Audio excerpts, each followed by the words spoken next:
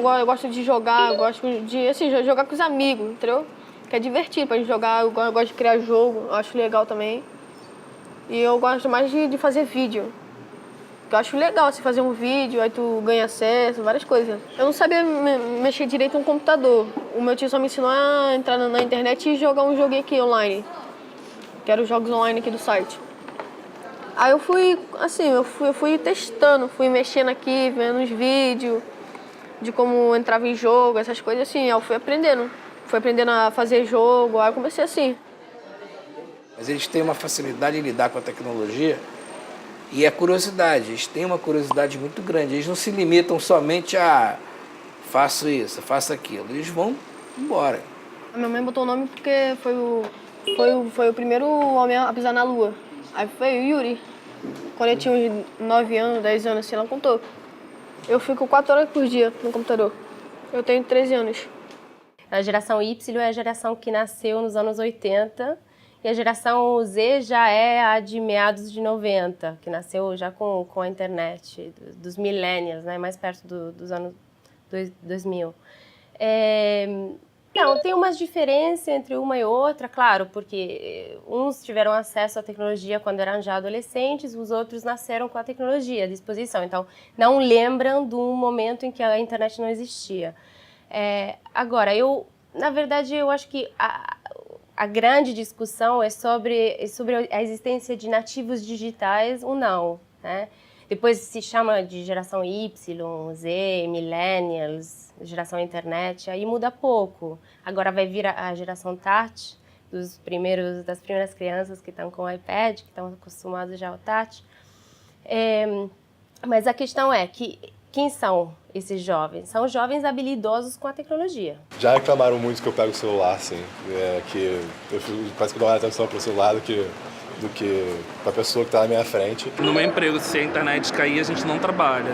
Na minha faculdade também tenho aulas online. Às vezes eu acho que limita em partes também, porque você passa a deixar de conhecer certas coisas por experiência, porque você já conhece pelo acesso virtual. Até em show, eu parece que eu quero mais filmar ou tirar fotos do negócio, eu acabo olhando mais para a tela do que para o próprio show.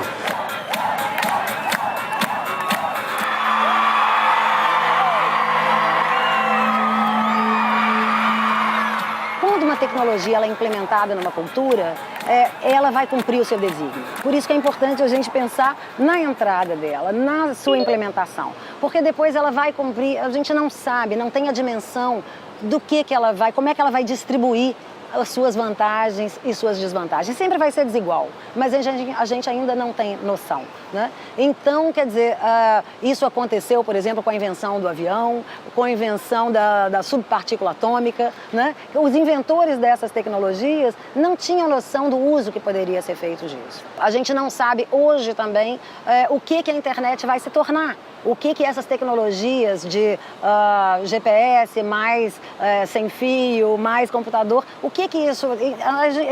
O uso que a gente vai dar é que vai dar a feição dessa tecnologia no futuro.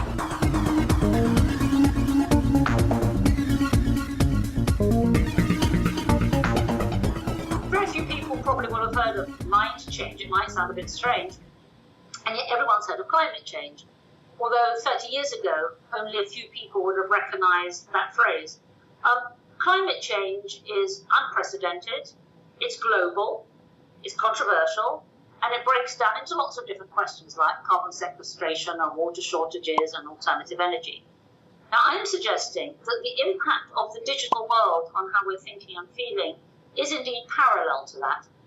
It's certainly worldwide, it's global. We talk about the internet and the World Wide Web. It's global, it's unprecedented, it's controversial, and it's also multifaceted. Rather like with climate change, there's not a single problem. But I would suggest that when we're thinking about mind change, then we can ask questions about identity and relationships, or we can ask questions about attention, addiction, arousal with video games, or we can ask about how we learn and how we remember, how we differentiate information from knowledge with search engines. So there's lots of different questions that are similar to climate change in terms of the very many that are there. Again, a similarity with mind change and climate change is that it's within our hands to do something. We can't just sit here passively letting it all happen. Então você tem autores, por exemplo, que dizem que a internet deixa o cérebro da gente funcionando de uma maneira muito superficial, que a gente está sempre, né, com 15 abas no computador aberta, fazendo várias coisas ao mesmo tempo e que não consegue, por conta disso, ter profundidade nas coisas, né? Então tem autores que acham que isso é um dano, um problema com o qual a gente, né, vai ter que lidar pelas próximas gerações. Tem outros autores que já dizem o oposto, dizem, olha só, que bom que a gente não precisa mais agora ter uma memória enciclopédica sobre tudo. Por que isso é bom? Porque libera espaço no nosso HD mental para operações de criatividade, por exemplo. Estamos num momento de transição e, nesse sentido, é muito interessante ser testemunha desse momento, né, dessa passagem de século, né, que viu surgir a internet como meio de se conectar, mudando o espaço, o tempo, a forma de se relacionar, a identidade das pessoas, a relação entre privado e público. São todas questões super interessantes e que merecem ser estudadas. Agora, que possa ter uma previsão, né, que se possa ter uma previsão do como isso vai evoluir, eu acho que não é possível. Temos que acompanhar as mudanças do ponto de vista social e do ponto de vista cognitivo.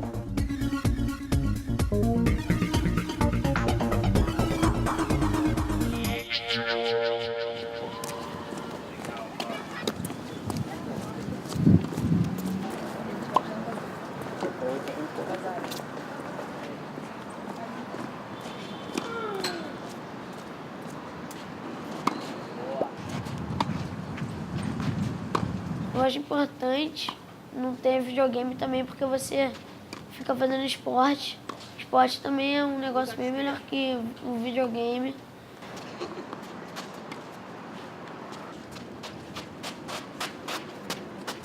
Mas videogame também ajuda você em muitas coisas.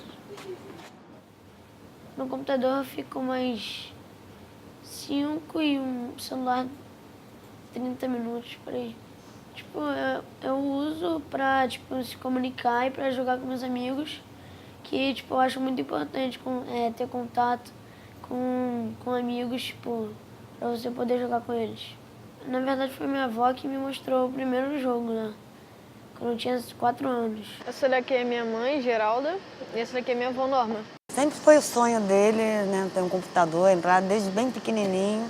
Mas aí a gente esperou ele completar 10 anos. Ele aprendeu sozinho também. Mexia na casa do tio dele.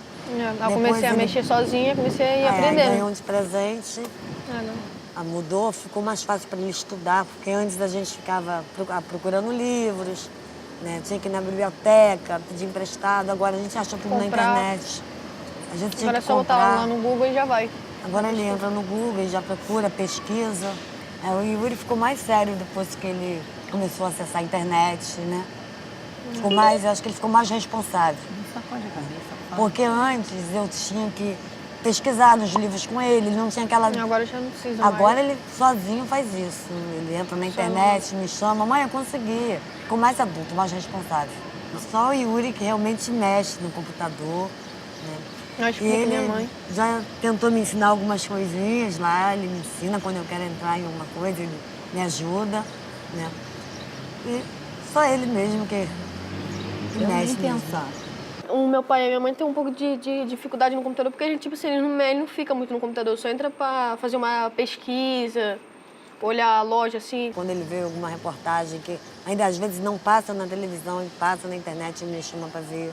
A tecnologia está desde o minuto que a gente acorda, porque a gente acorda em efeito de alarme de telefone celular. Então, desde esse início até a hora da gente dormir, o nosso cotidiano inteiro é ligado no computador, desde um trabalho, desde uma conferência, desde um dever de casa das crianças da escola. Acho que essa Está tudo conectado com o software. É importante a gente olhar a criança, né, o funcionamento cognitivo da criança hoje, como um perfil diferente de funcionamento, um perfil diferente de aprendizagem. Então, o mundo hoje, ela já nasce num mundo digital, então ela vê socialmente, ela imita também o que ela vê o irmão mais velho, alguém da família mexendo, ela tem curiosidade, vai mexer. Então, isso vai moldando o perfil também de interesses e até de habilidade da criança. O Yuri fica no computador 2, 3 horas durante a semana. No final de semana ele fica até umas 4 horas. Fui aprendendo a fazer jogo, aí eu comecei assim, comecei a mexer no computador mais, fui explorando, na verdade, o computador. Eu controlo o tempo todo ele na internet, quero saber o que ele está vendo, o que ele está fazendo, com quem ele está conversando, né? Tem muita coisa boa, mas também tem coisa, né, perigosa. Toda mãe tem que, assim, controlar o filho, assim, né? Tem que saber o que ele tá fazendo, quantas horas ele vai ficar, eu acho normal. O limite de tecnologia na minha casa são 7 horas da noite. 7 horas da noite eu desligo absolutamente tudo e eu faço o que eu chamo ciranda do livro. Porque eu vi que tirá-los da tecnologia, de um vídeo de iPad ou de alguma coisa, de um filminho que eles estejam vendo, que está estimulando a cabecinha deles. Agora, a hora de dormir, eu estou punindo praticamente. Já que eu não consigo tirá-los da tecnologia para colocá-los na cama para dormir, porque tem hora, amanhã tem que acordar cedo para ir para a escola. Então, como é que eu consigo dar uma desacelerada neles para eles começarem a ter um pouco de mais de sono, né? Então, eu inventei da minha cabeça, certo ou não, depois me digam, eu inventei a ciranda do livro, que eles adoram leitura. Eles têm uma bibliotequinha na cabeceira da cama deles, de parede a parede no quarto, todos eles têm. E aí cada um escolhe um livro, eles fazem 0 em 1 para ver quem começa naquele momento, todo dia a mesma coisa. O uso abusivo da tecnologia, do computador e das mídias em geral, né, e das telas, um impacto negativo importante no sono, né, na qualidade do sono. A criança desliga o computador, desliga a televisão e vai dormir. Esse sono, ele está todo já prejudicado, né, que imediatamente depois de você desligar uma tela, o seu cérebro está acelerado, ele está ativado e você quer que ele de repente desligue e ele acaba não passando pelos mecanismos desse adormecer, desse desacelerar de uma forma mais fisiológica, né? Então, existe uma orientação de pelo menos 1 hora entre você desligar a tela e você dormir. Eu comecei a ver que esse meu projeto da ciranda do livro estava funcionando quando eu falei, gente, agora me dá os iPads, me dá tudo, ciranda do livro. A Nina gritou, eba! Eu falei, ai, gente, graças a Deus, tá dando certo. De luta não é bom para um perfil, uma pessoa de tiro, jogo de tiro, eu não gosto também, não deixo ele jogar, né? O que ele gosta de jogar mesmo é uns ratinhos, Tem uma agora que ele está jogando que monta a casa. Como é o nome do jogo? Minecraft. Eu tenho esse jogo aqui e, tipo, ele é um dos meus favoritos. Chama Minecraft. E aí monta a casa, a pessoa tem que trabalhar para comprar as coisas. Quer dizer, é um jogo educativo.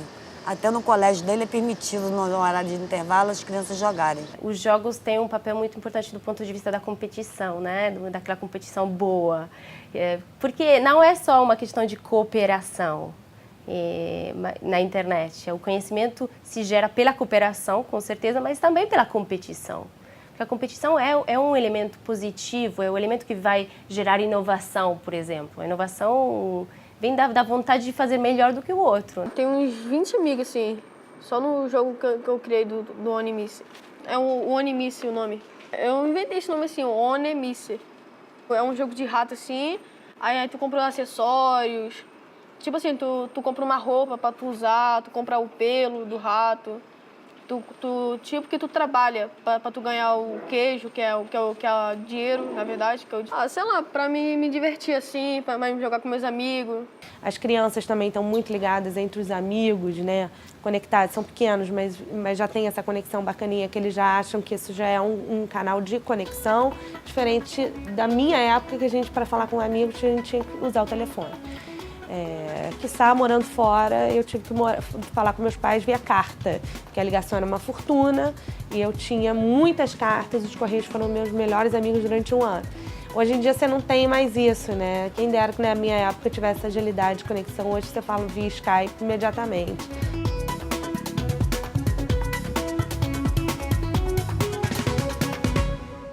No passado ninguém pensava que existia, então você ficar na mesma rotina. pra convidar amigo e brincar. Eu acho que ele tem mais amigos agora do que antes, porque ele sempre foi muito tímido. Né? No computador já me eu sinto sempre mais... tive muito medo da amizade. E eu acho que no computador a gente conhece melhor ele, né? Porque tem a câmera, a gente vê a mãe, vê a criança, e não tem tanta, né? Ele tem amizade, conversa com vários amigos de São Paulo, né? De Minas. Na verdade, o João Pedro ele é muito apaixonado por tecnologia em demasiado, né? E o mais bacana do João Pedro é que ele não só tem essa paixão por jogos, tem essa paixão por novidades, como ele tem a paixão pelo como faz isso. Esse aqui que eu vou fazer, eu vou deixar só a mão que está esticada de vermelho, o resto eu vou pintar de preto. Quando tá assim, tá preto a mão. Só quando ele esticar a mão, aí quando ele chegar lá que ela fica vermelha. O curso é um curso que eu chamo de Game Design. O nosso objetivo aqui é passar por todas as etapas do desenvolvimento de um jogo. Eu parto de problemas mais simples, jogos mais simplificados, e vou avançando, tanto na parte de animação, quanto na parte de efeitos sonoros. Esse aqui que eu estou mostrando agora foi o meu primeiro jogo, que tipo, acho que não ficou tão bom comparado aos jogos que eu tenho agora. Tipo, tá bom pra iniciante, mas tá ruim pra mim agora, né? A ideia dos jogos ela é legal também porque você pode desenvolver esses dois lados, né? Tanto o lado esquerdo quanto o lado direito do cérebro. Então tem a criança que tem mais um lado mais criativo, de criação de personagem, parte de desenho, parte de construção da narrativa. E tem também um outro lado que é o lado da criança mais de programação, né? Que faz as coisas funcionarem da vida àquela história que foi criada pela criança mais criativa. Esse jogo é o Pong, mas ele é um Pong meio que um futebol. Pong foi o primeiro jogo do mundo, daí eu quis meio que mudar o estilo e botar como um campinho de futebol. Esse é um jogo que eu fiz inspirado no Mario. Ele é basicamente para você atirar nele enquanto ele se esconde nos morrinhos. Aí tem uns 100 segundos de tempo que se acabar o jogo paralisa. Começa o jogo tentando pegar o rato, mas o cachorro tá atrás de você. Aí você vai perdendo vida toda hora que o cachorro encosta em você. Quando você encosta no rato, você ganha. Mas é difícil porque o cachorro é rápido mesmo. Esse daqui eu chamo de Indiana Cat. E esse daí você tem que raciocinar também. O tempo, o que você vai fazer. Meu filho costuma brincar assim, os videogames, eles te ensinam muito as competências para o videogame. Ele brinca com isso, já com uma postura um tanto crítica com relação aos videogames. É importante isso, a gente ter crítica. Eu fiz esse jogo principalmente para mostrar para as pessoas como é que o aquecimento global acontece. Aí ele testa seu conhecimento sobre o aquecimento global. A ideia do gamification tem uma autora, que é Jenny McGonigal, que ela tem um livro e tem uma palestra dela, inclusive no TED.com, que chama Reality is Broken. A realidade está quebrada. É que eu sempre gostei de videogame e aí eu falei para minha mãe que eu queria ser testador. Aí depois eu passei para criador de jogos. Aí ela me pôs aqui nesse curso para criar jogo, aprender a criar jogo. É tipo assim, eu não vivo sem meu iPad, sem meu computador. Eu não consigo sobreviver. E ela fala uma coisa muito instigante. Ela diz, se a gente for ver o número de horas que as pessoas gastam jogando, é enorme. E se a gente for ver o que as pessoas fazem quando estão jogando, muitas das pessoas, claro, tem os jogos que são de tiro, de agressividade, de luta, mas tem vários outros jogos em que a pessoa está consertando o mundo. Ela está construindo ali um castelo, está construindo uma cidade, está criando possibilidades de plantando alguma coisa, ou seja, ela está consertando o mundo. E aí o que essa autora diz é o seguinte, poxa, que interessante se a gente pudesse trazer um pouquinho dessas horas para a gente consertar o mundo real, porque a realidade está quebrada também. Então, se a gente puder usar um conceito de gamification, né, para pegar problemas reais e as pessoas ganharem pontos quando elas resolvem problemas no mundo e publicam isso de algum jeito na internet, e isso conta ponto dentro do jogo, E aí os amigos com quem ela está participando, disputando ou colaborando, né, também vão ter motivação para consertar o mundo.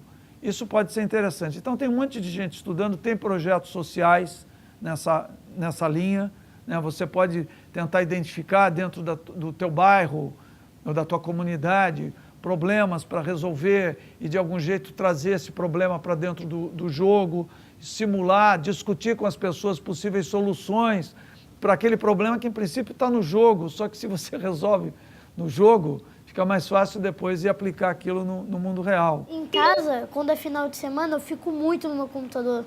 Teve um dia que eu já fiquei até 5 da manhã no computador jogando com os amigos. Para passar o tempo, de vez em quando eu jogo até Clube Penguin, porque passa o tempo, você tem nada pra fazer e você começa a jogar e você começa a jogar mais e aí você não consegue parar depois. Uma característica, principalmente dos videogames, mas eu acho que da tecnologia em geral, né? Que é a rapidez da resposta, a rapidez da recompensa, da gratificação que você tem e do resultado, né? O game você tem o score aumentando, você tem aquela pontuação, você vê imediatamente o resultado do seu comportamento, né? E isso é muito motivante, isso é muito ativa esse mecanismo de recompensa que também, se ele está desregulado, ele pode levar a um abuso dessa atividade e até uma sensação de dependência mesmo, quando isso começa a interferir no seu dia a dia, nas suas atividades do dia a dia, quando você perde o prazer com outras coisas, quando você não consegue estar no ambiente, e até foram notados sintomas de dependência mesmo, ansiedade, uma necessidade, sudorese, até sintomas físicos de uma dependência, quando você não tem acesso àquela tecnologia. Because whilst it's showing that it can be very helpful for people with special needs, very good for drone pilots or laparoscopic surgeons, there are also issues relating to attention, specifically something called sustained attention, and that seems to be related, problems in sustained attention and attentional disorders, to playing video games. We also know that for a certain percentage of people, video games can be addictive in the sense of being compulsive. About 10% seem to show addictive type behaviour. And that ties in with the fact we also know with video games that a very important chemical is released in the brain during video games. That's a chemical called dopamine. And that in turn is related to all drugs of addiction and to reward and indeed to high excitement and arousal. So in a sense one can see a connection between addiction, arousal and video games. We also know there's a link possibly with aggression. That's not to say that you're violent, but more that you're slightly more hostile in the way you deal with people. And again, there's a very big meta-analysis, a study of several hundred papers, where that is the general conclusion. And you can look at brain scans and show that there's a decline in sensitivity of certain brain areas with violent stimuli, but not with non-violent stimuli. We also know that video games can lead to enhanced recklessness, to greater risk-taking.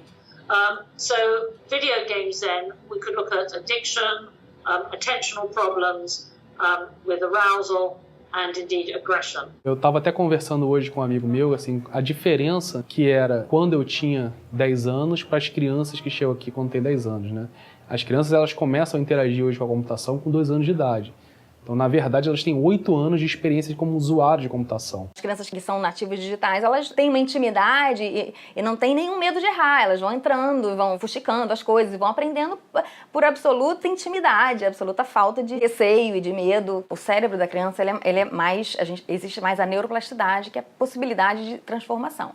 Pelo próprio desenvolvimento, pelas características biológicas, né, do cérebro imaturo, ele está construindo, está modelando as sinapses e as conexões e as áreas, quem no cérebro vai assumir, que áreas vão assumir determinadas funções. Isso está se desenhando durante o desenvolvimento. Então, pelas características biológicas da criança, a plasticidade não é só para a tecnologia, a plasticidade é para tudo, para todas as experiências e muitas habilidades e muitas funções são dependentes da experiência. É importante que haja uma diversidade em termos de atividade. Então, é importante ter atividades onde a criança trabalha a parte motora, então praticar um esporte, fazer skate, enfim, atividades mais ao ar livre. A tendência vai ser a criança sempre escolher a tecnologia porque é mais rápida, mais dinâmico, a motivação e a recompensa vem mais rápido. Então é importante a gente restringir o tempo em que ela ocupa, tanto em termos quantitativos quanto qualitativos.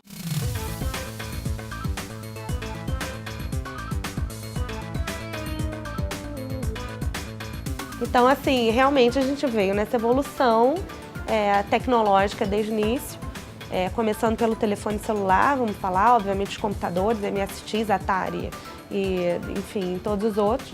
Mas os nossos filhos, essa nova geração, ela não sabe o que não é ter um celular. Essa conexão direta com o Japão, por exemplo, é imediata. Como assim você nunca se comunicou com o Japão imediatamente? Eu tento imaginar aquele mundo sem computador, sem ninguém poder se comunicar de outro jeito. Eu não consigo imaginar um mundo assim. Eu consigo, porque aí se eu não tivesse computador, não existisse computador, internet, eu ainda ia ter muitas coisas para me divertir com meus amigos, ia jogar futebol, ia fazer bastante coisa ainda. Não é só porque você tem isso que você só vai viver com isso. Mesmo eles me contando como era antigamente, mesmo eles tentando me convencer de que eu tinha que parar um pouco de mexer no computador para ver o mundo que tem por fora disso, eu não consigo viver sem computador. A gente está aprendendo a lidar ainda com essas tecnologias, mesmo que elas já apareçam, a gente já tem nativos digitais que já nasceram em contato com essas tecnologias, elas são, de certa medida, uma novidade ainda, onde a gente, na tentativa e erro, se adapta a essa tecnologia. Então, essas mudanças, elas ocorreram, é importante frisar isso, que historicamente houve, ao longo da história, em cada inserção de uma tecnologia numa cultura, ela provoca, como, de um ponto de vista ecológico, ela provoca mudanças em toda a sociedade.